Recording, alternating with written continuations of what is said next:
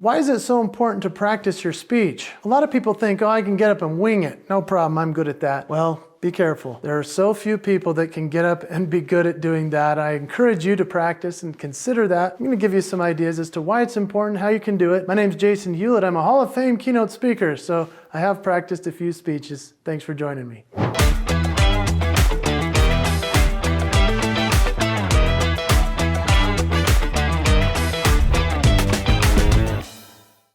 Crafting confidence through repetition. That's a big deal. We become confident the more we say something, and when we say it over and over again, we can just let it rattle right off the tongue. Unfortunately, a lot of speakers take the stage. They've never said that thing which they've prepared. They might be reading off a script or looking at the ground because that's where their words are on the monitor. It's important to have practiced and get ready because that does create confidence. Repetition is important. It creates muscle memory, in fact. And muscle memory, there's a reason why if you're a sports person, if you play basketball, you maybe have shot 1,000 free throws. The same thing over and over again. Why would you do that in an empty stadium? Because when the game is on the line, the audience is cheering, you're sweating and you're tired, then you shoot that same free throw. It's the same thing with a speech. Unfortunately, people don't practice that part of it as if it were like a free throw, or like an actor doing a play, or like a musician working on a piano piece. There's a reason why people practice. There's a reason why coaches exist as well. But confidence comes through that repetition.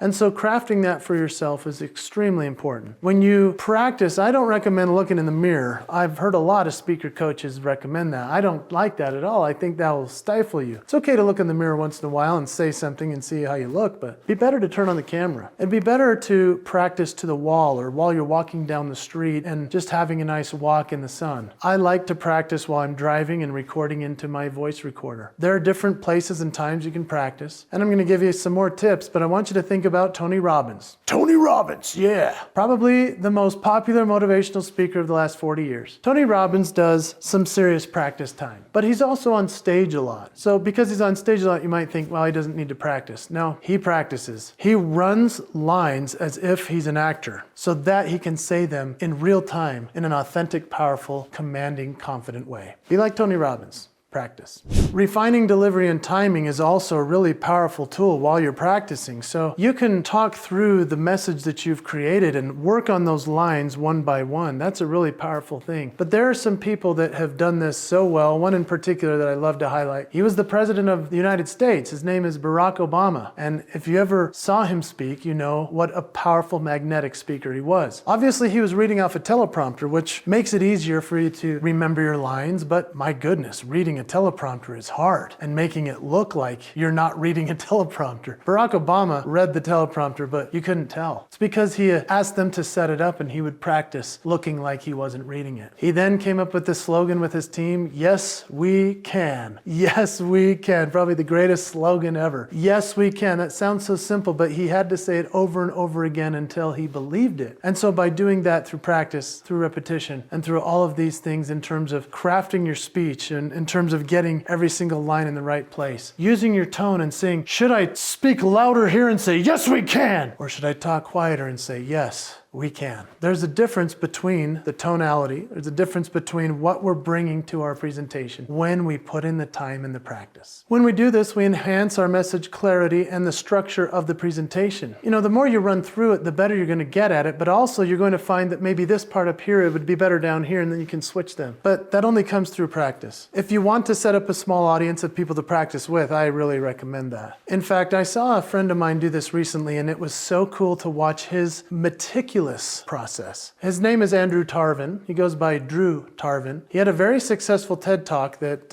is about comedy and adding humor to his speech. He's brilliant. He, in fact, wrote a book called Humor That Works. So check out Drew Tarvin. Here's why I'm talking about him here in this particular. Drew Tarvin sent out an email to his email list, which I'm on, and he said, I'm going to be on Dry Bar Comedy and filming a special of comedy. Andrew Tarvin has done comedy in comedy clubs. He's very good at it, but he's mostly become a speaker who talks talks about humor. Filming a dry bar comedy special of comedy is a different animal. It's a lot like getting a Netflix special. And so Drew Tarvin sent out this newsletter and said to everybody, hey, who's willing to jump on a live stream with me where I'm gonna practice my set? And I went, that's my guy. I love it. He also then said, I'm going to be coming to a city near you. I would like to set up in small venues a place where I can practice my set before I have it filmed and it will go out to the whole world. Oh, I love it. That's exactly what I'm talking about. Drew Tarvin lives exactly what every speaker should do with every presentation. He practiced it, he did live streams with it, he recorded it, he set up little small venues to try it in front of audiences, he asked for feedback. Genius! He just filmed his dry bar comedy special. It was so cool to see the report as to how it went because he said, I'm so glad I practiced. I felt so confident. I knew where the bits would land. I knew where there was a dead spot. I knew when I could bring my tone up. I knew when I could make things fast or slow because I'd practiced in front of an audience. I hope that you'll consider that as well and check out Drew Tarvin.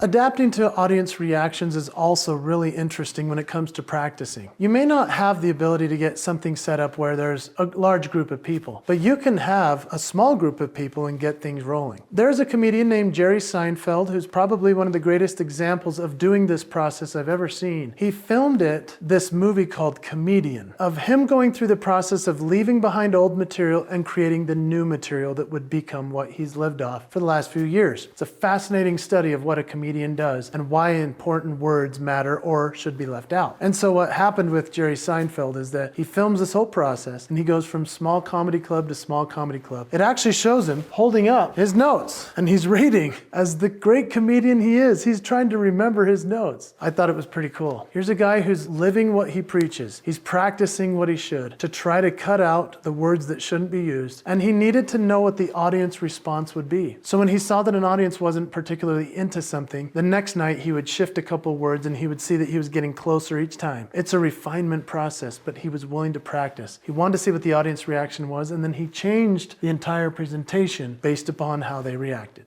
Let's talk about building resilience and overcoming obstacles. One of my favorite speakers to follow is Crystal Washington. Crystal Washington actually has videos like this that she's created as well, and I hope you'll check out her channel because she is brilliant and amazing. I love following her journey on social media because Crystal is a great speaker. She's a mentor to a lot of people, and she's just somebody that I find so fascinating because she's constantly posting something very familiar. She's constantly posting overcoming obstacles and challenges as a traveling speaker. What's interesting about this is she's sharing these stories about canceled flights, how she maneuvered through that she's such a busy speaker. She's flying all over the country and the world all the time. And so I admire following her because she's sharing her challenges that she's overcoming. Now, what I love about this is it's also got to be giving her material. Wherever she goes, she's able to share about the last mishap of the last airline. And because she talks about how AI and the future and everything that's changing around us, she's so good at sharing this journey along with us. But I just love watching somebody who's successful, how they overcome their challenges. The obstacles before her are crazy, and yet she's going through and making it work. I once gave a speech called The Promise to Fail, and that was just about overcoming obstacles and challenges. The Promise to Fail was just really all the disasters that I've had on stage, where I tried a bit that didn't quite work, where I should have practiced maybe a little bit more before I got up there and did something that I thought would work and it didn't. You know, taking risks is great when you're on stage, but if you've practiced some of those things before you get up there, then you're going to have a much better chance of really succeeding. When I think about Crystal Washington, she is a polished speaker. She's overcome some great challenges in her life. And I love listening to a speaker like that rather than somebody who's just had a perfect life, everything's awesome. I'd rather listen to that speaker who's been through some challenges and can tell me how to overcome theirs so that I can overcome mine.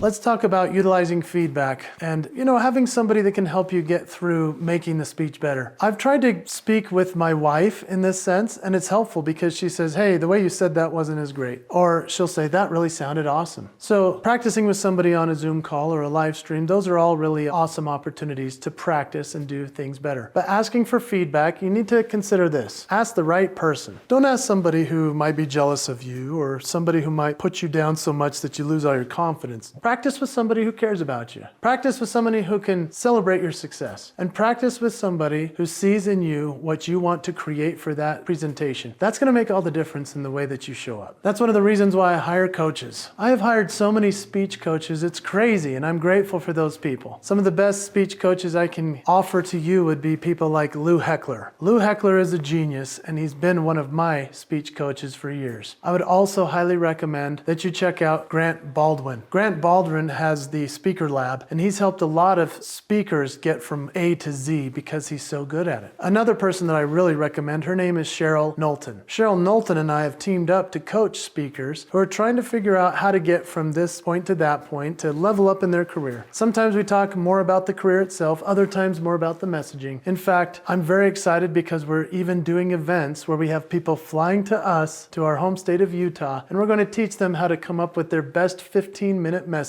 Yeah, those things are important, but you need to hire coaches in order to improve. All the great athletes do. Olympic athletes have coaches. Why wouldn't a speaker have a coach? I hope that as you consider for yourself how you're going to continue to create and work on your speech as you practice it, that you might consider some coaching. I've given you some good ideas as to how you can do it in terms of making your speech better, practicing, and so forth. What I'd really love to do is hear from you personally. If you're interested in some more coaching and some more mentoring from somebody who's been there, done that, and is continuing to improve myself. As you know, my name is Jason Hewlett, but here's my email. You ready? Write it down. jason@jasonhewlett.com. It's that simple. Email me. I'd love to help you with some coaching and some mentoring to get your speech to the next level, because you do need to practice, and the more you practice, the better you'll become at keeping your promise to your audience.